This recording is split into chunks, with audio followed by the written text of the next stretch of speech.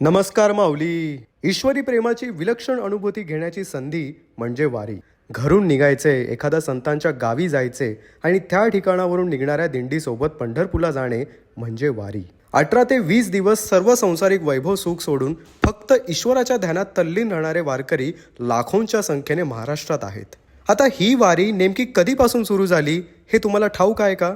ज्या दिवशी विठ्ठल पंढरपुरात अवतरले त्या दिवसापासून या वारीला सुरुवात झाली. कारण युगे 28 विटेवरी उभा, म्हणजे युगानुयुगे हे सुरू आहे, ज्याचा काळ निश्चित नाही. पण मंडळी, तसं ऐतिहासिक संदर्भ पाहायला गेलं तर 13व्या शतकापासून म्हणजेच 800 वर्षाहूनही अधिक काळापासून वारी परंपरा अस्तित्वात असल्याचे मानले जाते. एका आख्यायिकेनुसार संत ज्ञानेश्वरांचे वडील विठ्ठलपंत यांनी आषाढ आणि कार्तिक या हिंदू महिन्यात पंढरपूरला जाण्यासाठी वारी सुरू केली. तसेच आणखी दुसऱ्या एका सिद्धांतानुसार संत ज्ञानेश्वर आणि संत तुकारामांना तीर्थयात्रा सुरू केल्याचे श्रेय दिले जाते.